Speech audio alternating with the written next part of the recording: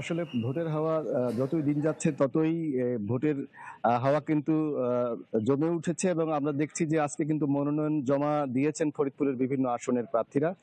ফরিদপুর সদরেও আমরা দেখেছি জমা দিতে। তো সেই পাশাপাশি মাঠে ময়দানে কিন্তু মানুষ ভোট নিয়ে আলোচনা করছে কেমন প্রার্থী তারা নির্বাচিত করতে চান।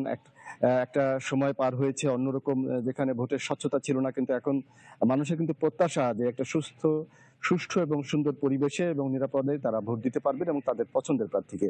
তো আমরা এই প্রতিবেদনের পর আরো একটু যদি বিস্তারিত জানানোর সুযোগ রয়েছে, আমাদের ফরিদপুরের বিভিন্ন সেক্টরের কয়েকজন আমাদের সঙ্গে কথা বলবেন। আমি সেই সুযোগটি করে দিচ্ছি। আমাদের ফরিদপুরের সাংস্কৃতিক অঙ্গন, সাংবাদিকতা এবং উন্নয়ন কর্মী, শিক্ষক, বিভিন্ন পেশার মানুষ তারা আমাদের সাথে। আমরা প্রথমেই যদি এই বিষয়টা একটু কানেক্ট করে কথা বলার চেষ্টা করি। ফরিদপুরের সাংস্কৃতিক অঙ্গনের মেহেদী হাসান মিঠু ভাই, তিনি সাংস্কৃতিক অঙ্গনে দীর্ঘদিন রয়েছেন। আমরা তার সাথে একটু কথা বলে আপনি সংক্ষেপে সাংস্কৃতিক অঙ্গনের এবং এই জনপ্রতিনিধি এই বিষয়টাকে কিভাবে আপনি চান? আপনাদের প্রত্যাশা বা কিরকম জনপ্রতিনিধি আপনাদের প্রত্যাশা?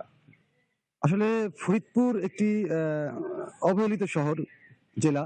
তো এখানে যেভাবে উন্নয়ন হওয়ার দরকার পুরাতন ফরিদপুর হিসেবে, সেরকম উন্নয়ন আমি আজ অব্দি দেখিনি। সামান্য কিছু হয়েছে আমাদের এই জায়গা, যেমন রাস্তাঘাট, তারপরে ড্রেন ব্যবস্থাগুলো খুবই দুর্বল।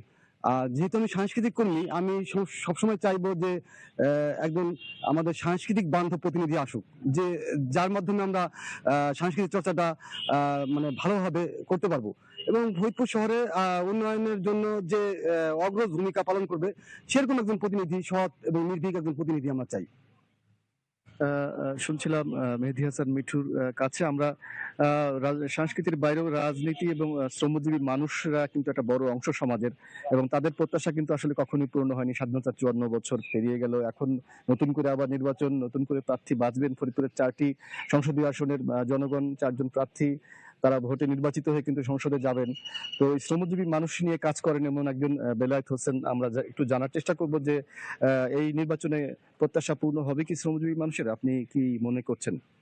আসলে আমরা এই সমস্ত আলোচনার কেন্দ্রবিন্দু হচ্ছে 24-এর যে গণ অভ্যুত্থান। সেই গণ অভ্যুত্থানে মানুষের প্রধান চাহিদা ছিল হলো যে এটা বৈষম্যহীন, বৈষম্য মূলক যে সমাজ, সেই সমাজটাকে ভাঙতে এবং মানুষের ভোটাধিকারটা যেন আমরা ফেয়ার ভোট পাই এবং এখানে রোজকার সাধারণ খাবার এখন হবে অসাধারণ। প্রাণ স্বাদের মশলা, স্বাদ বাড়ায়, ঘ্রাণ ছড়ায়। মুক্তিযুদ্ধের ধারা এবং চেতনার যে বাংলাদেশ মানুষ চেয়েছিল এখন থেকে 54 বছর আগে, তেমন একটা বাংলাদেশ চাইতে হলে এদেশের শ্রমজীবী মেহনতি মানুষের উন্নয়নের খুব গুরুত্বপূর্ণ ভূমিকা থাকা দরকার এবং তারা সেই ভূমিকা রাখছে।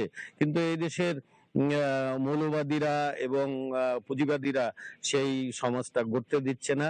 এই আগামী নির্বাচনের ভেতর দিয়ে তেমন যেন একজন আমাদের দেশ প্রতিনিধি বেরিয়ে আসে যারা এই সমাজটাকে পরিবর্তন করবে, এবং অবস্থার যদি পরিবর্তন না হয় বা ব্যবস্থার যদি পরিবর্তন না হয় তাহলে কোনোদিন কোনো অবস্থার পরিবর্তন হয় না, হবেও না।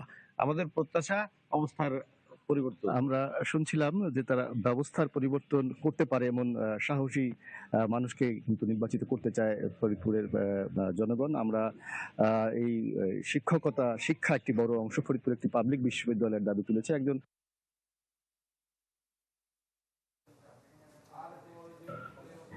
জনপ্রতিনিধি। ফরিদপুর শহরের মানুষ অত্যন্ত শান্তিপ্রিয় এবং এমন একজন প্রতিনিধি চায় যিনি এই ফরিদপুরের শান্তিপূর্ণ পরিবেশ বজায় রাখতে পারবে, সন্ত্রাস, চাঁদাবাজি ইত্যাদি ভীতিমুক্তভাবে মানুষ চলাফেরা করতে পারবে পথে ঘাটে। আর শিক্ষক হিসেবে আমি একটা কথা বলবো যে ফরিদপুরের মানুষের দীর্ঘদিনের প্রাণের দাবি হৃদয়ে ধারণ করে, লালন করে, পুরাতন জেলা হিসেবে ফরিদপুর একটি বিশ্ববিদ্যালয় চায় মনে প্রাণে। যিনি, যে প্রার্থী এই বিশ্ববিদ্যালয় সহ শিক্ষার উন্নয়নে ব্যাপক ভূমিকা পালন করতে পারবে, আমার মনে হয় সেই প্রার্থীকে মানুষ ভোট দিবে।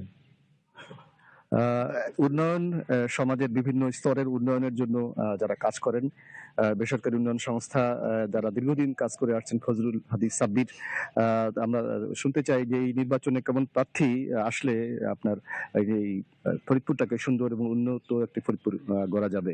সাব্বির। ধন্যবাদ। আমরা চাই হচ্ছে এমন একজন প্রতিনিধি যিনি নির্বাচিত হলে জনগণ আহ, তিনি ক্ষমতার অপব্যবহার করবেন না, তিনি দুর্নীতিকে নিয়ন্ত্রণ করতে পারবেন এবং যে কোনো মতের মানুষ নির্ভয়ে চলাফেরা করতে পারবে। এবং আমরা মনে করি তিনি ক্ষমতা না, বরঞ্চ জনগণ তারপর তাকে দায়িত্ব দিয়েছে, দায়বদ্ধতা তার মধ্যে কাজ করবে। বিশেষ করে আমরা ফরিদপুরের জন্য একটু বিশেষ আলাদাভাবে চিন্তা করি যে ফরিদপুরের সদর উপজেলার একটা উল্লেখযোগ্য অংশ চরবদর্শন এবং সদরপুর, বেশিরভাগ অঞ্চলই হচ্ছে নদী ভাঙন এবং বন্যা কবলিত। বিশেষ করে এই এলাকার মানুষজন